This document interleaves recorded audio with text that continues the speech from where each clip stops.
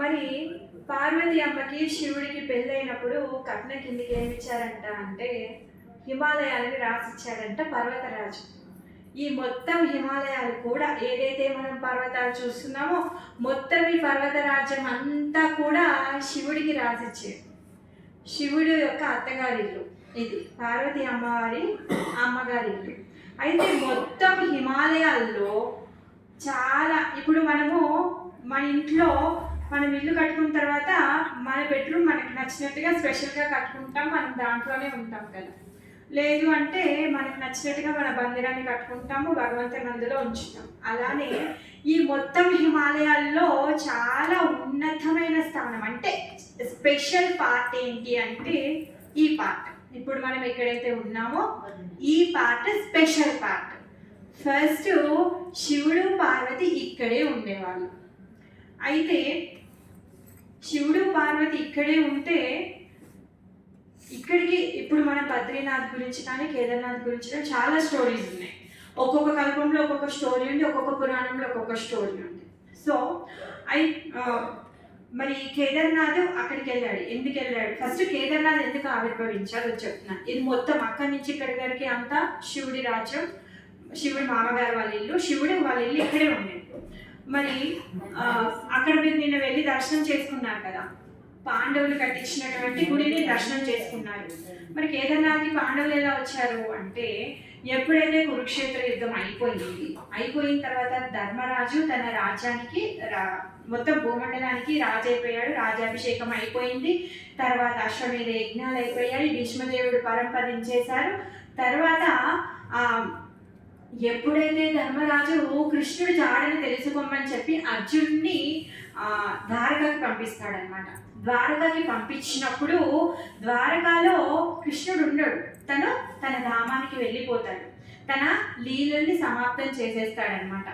ఆ విషయము తెలుసుకొని తర్వాత అర్జునుడు వచ్చిన తర్వాత ధర్మరాజుకి చెప్పిన తర్వాత ధర్మరాజు ఏమంటాడంటే, ఇంకా నా స్వామి లేని దగ్గర నేను ఉండను అని చెప్పేసి ఇమీడియట్గా ఎప్పుడైతే ఆ విషయం తెలిసిందో అప్పుడే ఉన్న పరంగా తన రాజ్యాన్ని, సంపదని, తన యొక్క ఆస్తిపాస్తులని, ఆయన ఉన్నటువంటి స్థితిని అన్నింటినీ కూడా వదిలేస్తాడు. వదిలేసి మొత్తం ఈ విశ్వాన్ని అంతా కూడా పరీక్షిత్ మహారాజ్ మనవడి చేతిలో పెట్టి మనవడికి రాజాభిషేకం చేసి తను వెళ్ళిపోతాడు.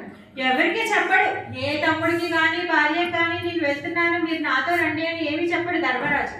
ఆయన ఏమి ఇప్పుడు ఎంజాయ్ చేయడానికి వెళ్ళట్లేదే, వాళ్ళని తీసుకెళ్ళి సపర్య చేయడానికి. ఆయన వెళ్తున్నాడు, సన్యాసం తీసుకొని అడవిలోకి వెళ్ళిపోతున్నాడు. నాకు ఇంకేమీ అవసరం లేదు, నా స్వామి లేడు, గోలోబానికి వెళ్ళిపోయాడు, నేను ఇంకా ఉండాల్సిన అవసరం లేదని తను బయలుదేరుతున్నాడు. ఎప్పుడైతే అన్న బయలుదేరుతున్నాడో తమ్ముళ్ళు, భార్య అందరూ కూడా చూసి ఉన్న బలంగా వాళ్ళు కూడా వాళ్ళ యొక్క ఆడంబరాలన్నింటినీ వదిలేసి వాళ్ళు కూడా వదిలేసి వచ్చేస్తున్నారు అనమాట. మరి వీళ్ళు ఎక్కడికి వెళ్తున్నారు? భగవంతుని అన్వేషిస్తూ వెళ్తున్నారు, వాళ్ళ యొక్క జీవిత లక్ష్యాన్ని సాధించడం కోసం వెళ్తున్నారు. ఇన్ని రోజులు వాళ్ళు ఏం చేశారు? భగవంతుని యొక్క చేతిలో పనిముట్టిగా పనిచేశారు, అవునా కదా? అర్జునుడు ఏమంటాడు, నాకు ఈ రక్తపు కూడు తినాల్సిన అవసరం లేదు. ఎందుకు? నా బాబాయిలని, తాతలని, తమ్ములని, పెదనాలని, అన్నలని, స్నేహితులని అందరినీ చంపితే వచ్చేటటువంటి ఈ రాజ్యము రక్తపు కూడు. ఈ రక్తపు కూడు నాకు తినాల్సిన అవసరం లేదు. సో నేను యుద్ధం చెయ్యను, నేను వదిలిపోతాను, నేను సన్యాసం తీసుకుంటాను అని చెప్తాడు. కానీ కృష్ణుడు ఏమంటాడు? లేదు లేదు, నీ యొక్క ధర్మాన్ని నువ్వు నిర్వర్తించాలి. ఏ విధంగా నిర్వర్తించాలి? నా ఆజ్ఞానుసారంగా నువ్వు నిర్వర్తించాలి అని చెప్పి భగవద్గీతను ఉపదేశం చేసి తన చేత కురుక్షేత్ర యుద్ధం చేయిస్తారు. కురుక్షేత్ర యుద్ధం అయిన తర్వాత ఈ రాజ్యం వస్తున్న తర్వాత ఇవన్నీ వదిలేసి వెళ్ళిపోతారు. ఇప్పుడు నా స్వామి అంటే నా మాస్టర్ లేదు, ఇంకా మేము ఎందుకు ఉండడం, మేము కూడా వెళ్ళిపోతాము అని చెప్పేసి వాళ్ళు బయలుదేరారు అనమాట. బయలుదేరేటప్పటికి వాళ్ళు ఏమనుకుంటారు అంటే, భగవంతుడి యొక్క భక్తులకి సేవ చేయాలి అని, భగవంతుడు ఎక్కడెక్కడైతే తను తిరుగుతూ వెళ్ళారో ఆ ప్లేస్లో మేము వెళ్ళాలి అని, భగవంతుడి యొక్క భక్తులు ఆయన గురించి ఎక్కడెక్కడైతే కీర్తిస్తున్నారో మేము అక్కడికి వెళ్ళి మేము మా యొక్క ఈ జీవితాన్ని చాలించాలి అనేసి వాళ్ళు అనుకుంటారనమాట.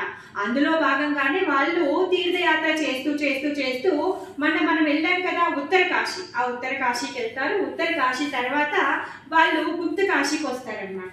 గుప్త కాశీకి వస్తారు. ఉత్తర కాశీలో శివుడు ఉంటాడు. ఏ విధంగా అయితే శివుడు చెప్తాడు, కాశీలో నేను ఎప్పుడు నిత్య నివాసంగా ఉంటాను అని చెప్తాడు కదా.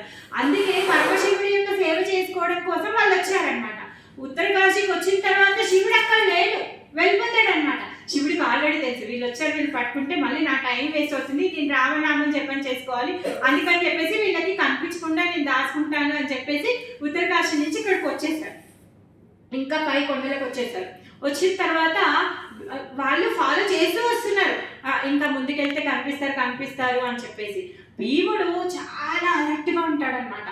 ఎంత అలర్ట్గా ఉంటాడంటే శివుడు ఎటు సైడ్ వెళ్తున్నాడని తను అబ్జర్వ్ చేస్తూ ఉంటాడనమాట.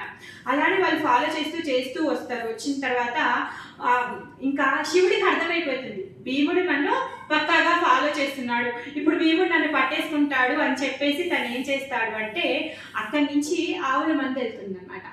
ఆవుల మంద వెళ్తుంటే అందులో ఒక ఏమంటారు బయస్ అంటే ఎద్దు రూపాన్ని తీసుకుంటాడు శివుడు.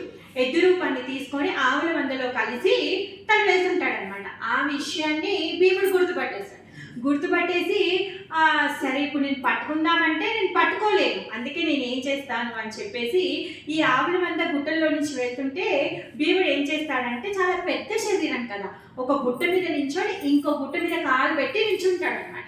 నించుంటే ఆయన కాలు కింద నుంచి ఆవుల మంద అంతా వెళ్ళాలి. మరి మిగిలిన ఆవులన్నీ వెళ్తాయి, శివుడు ఎందుకు వెళ్తాడు? వెళ్ళాడు కదా. అది అలా అని శివుడిని పట్టేసుకుందాము అని చెప్పేసి అలా చేస్తాడనమాట. అప్పుడు ఆవులన్నీ వెళ్ళిపోయాయి, శివుడు వెళ్ళాడు కదా. శివుడు ఏం చేస్తాడంటే భీముడి కంటే ముందే తను ఏం చేస్తాడంటే పర్వతంలోనికి చొచ్చుకొని వెళ్ళిపోతాడనమాట. వెంటనే భీముడు టర్న్ అయిపోయి ఆ ఎద్దుని పట్టేసుకుంటాడు, వెనక పాటు పట్టుకుంటాడు. అందుకే మీరు నిన్న దర్శనం చేసుకున్నటువంటి కేదార్నాథ్ యొక్క లింగాకారము మనం చూసేటటువంటి వేరే గుడిలో ఉండేటటువంటి లింగం లాగా ఉండదు. అది ఎద్దు యొక్క వెనక భాగం ఏ విధంగా అయితే ఉంటుందో ఆ విధంగా ఉంటుంది. అది మీరు నిన్న దర్శనం చేసుకొని వచ్చిన పార్ట్. ఆ విధంగా గుప్త కాశీలో పర్వతంలో నుంచి చొచ్చుకొని పోయారనమాట. అందుకే గుప్త రూపంలోకి వెళ్ళారు కాబట్టి దాన్ని గుప్త కాశీ అంటారు. ఆ రూపం యొక్క దర్శనము అది కేదార్నాథ్లో పంచపాండవులు పూజించారు. అందుకే అది పాండవులు కట్టించినటువంటి టెంపుల్ అండ్ పాండవులు అర్చించినటువంటి లింగాకారం అనమాట. అయితే ఈ ఎత్తు యొక్క వెనక భాగం ఏదైతే కేదార్నాథ్ ఉంది కదా, ఈ ఎత్తు యొక్క ముందు భాగము నేపాల్లో ఉన్నటువంటి డోలేశ్వర్ మహాదేవ్. పశుపతినాథ్ ఏరియాలో డోలేశ్వర్ మహాదేవ్ ఉంటారు. మీరు ఇప్పుడు ఇక్కడ లింగాన్ని దర్శనం చేసుకుంటే ఏ విధంగా అయితే మీకు ఆ ఎత్తు యొక్క వెనక భాగం అని మీరు చూస్తే అర్థమవుతుంది. అలానే మీరు అక్కడికి వెళ్ళి ఆ పాత్రను చూస్తే ఇది ముందు భాగం అని మీకు అర్థమవుతుంది. అప్పుడు ఈ రెండు చేసుకుంటే అంటే ఈ రెండు క్షేత్రాలు దర్శనం చేసుకుంటే శివుడి యొక్క కంప్లీట్ దర్శనం అయింది అని చెప్తారనమాట. సో ఇది కేదార్నాథ్ బాబా అక్కడ వెలిశారు. ఇంకా వేరే స్టోరీస్ ఉన్నాయి, తర్వాత చెప్తున్నాం. అయితే కేదార్నాథ్ బాబా అక్కడ ఆ విధంగా వెలిశారనమాట. ఎందుకు అంటే భగవంతుడు ఎప్పుడు తన భక్తులకి సేవ చేస్తే భగవంతుడు హ్యాపీ ఫీల్ అవుతాడు. ఎలా? ఇప్పుడు ఇంట్లో నాన్న ఉన్నారు, మరి ఎవరైనా అంటే ఇప్పుడు వాళ్ళకి ఇష్టమైన వాళ్ళు ఎవరైనా ఉన్నారనుకోండి, మనం వాళ్ళకి వెళ్ళి సేవ చేస్తే మేనేజర్ కూడా హ్యాపీ ఫీల్ అవుతాడు కదా.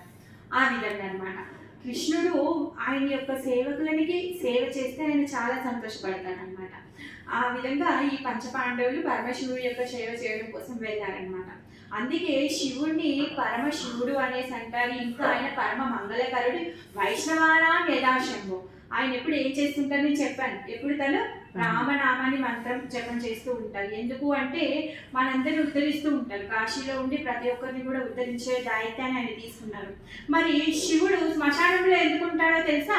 శ్మశానంలో ఎందుకుంటాడంటే మానవులంటే ఆచార్యులు వస్తారు, రామానుజాచార్య, మధ్వాచార్య, తర్వాత ఎంతో మంది ఆచార్యులు వచ్చి వాళ్ళు భగవంతుడి యొక్క తత్వాన్ని చెప్తే మానవులు ఏం చేస్తారు? బుద్ధి కలవాడు స్వీకరిస్తారు, బుద్ధి తక్కువ ఉన్నవాడు పట్టించుకోడు.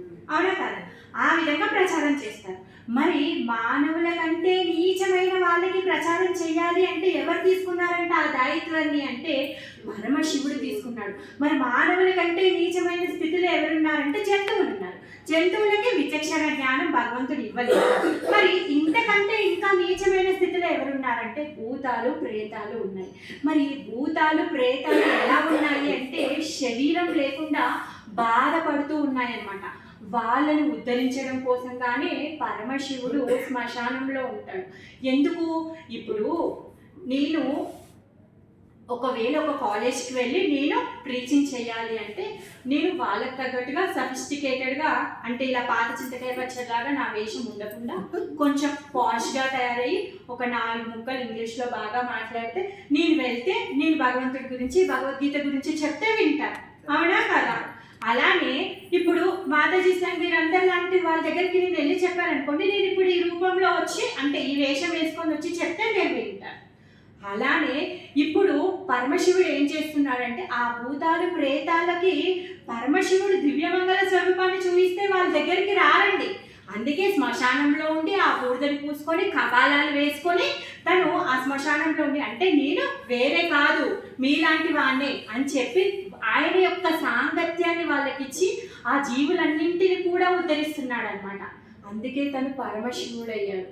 అందుకే ఆయన పరమ దయాలు అయ్యాడు. ప్రతి ఒక్క జీవి పట్ల తనకు ఉన్నటువంటి కరుణ అపారమైందనమాట. ఆ విధంగా ప్రతి జీవిని భగవంతుడి యొక్క ధామానికి చేర్చాలనే కోరికతో ఉన్నారు తను. అలాంటి పని ఎవరు చేయలేరు. కాకపోతే దక్షుడు ఆ విషయాన్ని అర్థం చేసుకోలేక తను శివుణ్ణి అపరాధపరిచాడు. ఆ విషయం మనం హరిద్వార్లో చెప్పుకుందాం. ఎందుకంటే దక్ష యజ్ఞస్థలానికి మనం వెళ్తాం, అప్పుడు చెప్తాను నేను. అదైపోయింది. సో అలా అయితే పరమశివుడు పార్వతీదేవితో ఈ క్షేత్రంలో ఉండేవాళ్ళు. ఇది వాళ్ళ ఇల్లు. ఇది పూర్వం అంటే మేబీ ఇది ఫస్ట్ కల్పం అయిందొచ్చి నాకు సరిగా తెలియదు, సత్యయుగంలో మాట. ఓకే. నారదుల వారు ఒకసారి క్షీర సముద్రానికి వెళ్ళారనమాట. క్షీర సముద్రానికి వెళ్ళారు. విష్ణుతో మాట్లాడుతూ అంటారనమాట, మీరు ఏం చేస్తున్నారు? ఎప్పుడు చూసినా క్షీర సముద్రంలో ఏం చేస్తారు స్వామి? ఎప్పుడు శేష చేయకపోయి పడుకొని ఉంటారు, ఇంకో పనే ఉండదు కదా. ఏంటి తండ్రి, నువ్వు పడుకుంటున్నావు, జనాలు పడుకుంటున్నారు, ఏమైనా ఉందా? ఏదో ఒకటి చేసి వాళ్ళందరినీ మేల్కొల్పు కదా, ఏదో ఒకటి చెయ్యి, అందరూ బద్దకస్తులు అయిపోతున్నారు, నువ్వు తప్పితే ఇంకెవరైనా ఏమైనా చేయగలుగుతారా అనేసి నారదుల వారు అంటారనమాట. నారదుల వారు సరేలే పుత్రుడు చెప్తున్నాడు, అందరు బాగా నారద అంటే నార అంటే నారాయణ, ద అంటే ఇవ్వగలడు, నారాయణునిచ్చే శక్తి కలిగినటువంటి వాడు నారదుడు. అందుకే నారదుడు పరిత్రపిస్తున్నాడు ప్రతి ఒక్కరికి నారాయణుని ఇవ్వడానికి. అందుకనే అందరి యొక్క మేలు కోరడం కోసంగానే తను స్వామి నారాయణుని తని ఆహ్వానిస్తున్నాడు అనమాట. ఆ విధంగా తన ఆహ్వాన్ని స్వీకరించి ఇక్కడికి నారాయణుడిలాగా వచ్చాడనమాట. అయితే అప్పుడు లక్ష్మీదేవికి చెప్పకుండా వచ్చేసారు.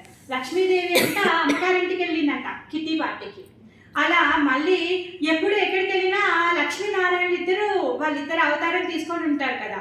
ఇప్పుడేమో పుత్రుడు వచ్చాడు, నువ్వు ఏదో ఒక మార్గాన్ని చూపిస్తే నిన్ను ఫాలో అవుతారు, మీరందరూ మళ్ళీ నీ దగ్గరికి వస్తారని చెప్పాడు కదా అని చెప్పి, మరి సత్యయుగంలో కదా తపస్సు చేయాలి, భగవంతుని పొందాలి అంటే తపస్సు చేయాలి. మరి అందుకే భగవంతుడే స్వయంగా వచ్చి తపస్సు ఎలా చేయాలో నేర్పిస్తున్నాడు అనమాట.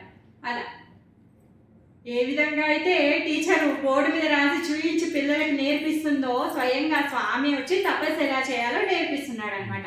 అమ్మకు చెప్పకుండా వచ్చేసాడు. మరి అమ్మ ఏంటి, ఎప్పుడు నీడలా ఉంటుంది అయ్యేవారికి. ఆయన వచ్చేసరి ఇక్కడ తపస్సు చేస్తున్నారు. ఇక్కడ ఎంత చలి, గాలి, మంచు, ఇక్కడ కూర్చొని తపస్సు చేస్తుంటే అమ్మవారు వచ్చేసారు. ఎక్కడికి వెళ్ళారు స్వామి అంటే ఇక్కడికి వచ్చేసారు అంటే, అయ్యో స్వామి నన్ను వదిలేసి వెళ్ళిపోయారు, అయ్యో నేను సేవ చేసి. ఎందుకు? అమ్మవారు ఎప్పుడు నిత్యము భగవంతుడి యొక్క పాద సంలాలితంలో ఉంటారు. ఎప్పుడు భగవంతుడి పాద పద్మాలను వదిలి తను దూరముగా ఉండరు. ఎప్పుడు భగవంతుడి యొక్క పాదాలను సేవ చేసుకుంటూ ఉంటారు లక్ష్మీదేవి. మరి ఇక్కడికి వచ్చి తపస్సు చేస్తున్నారు, బ్రహ్మచారి వేషం వేసుకున్నారు. మరి బ్రహ్మచారి వేషంలో ఉంటే అమ్మవారు వచ్చి డైరెక్ట్గా ఏమీ సేవ చేయలేదు కదా, ఆడరూపం కదా అనేసి అమ్మవారు ఏం చేస్తారు అంటే ఆయన కూర్చున్నటువంటి ఆసనం వెనుక బదరికా వృక్ష రూపాన్ని తీసుకుంటారనమాట. బదరికా వృక్షం అంటే రేగి చెట్టు రూపాన్ని తీసుకుంటారు. ఎందుకంటే ఆయన కూర్చొని చలికి మంచిగా వణికిపోతున్నారు కదా, ఒక పెద్ద వృక్షం లాగా తను మారిపోతుంది అనమాట. అందుకే బద్రీనారాయణ అంటారు. బద్రీనారాయణ అంటే లక్ష్మీనారాయణ అనమాట. ఆ విధంగా ఇక్కడ ఉన్నటువంటి నారాయణుడికి బద్రీనారాయణ అని పేరు వచ్చిందనమాట.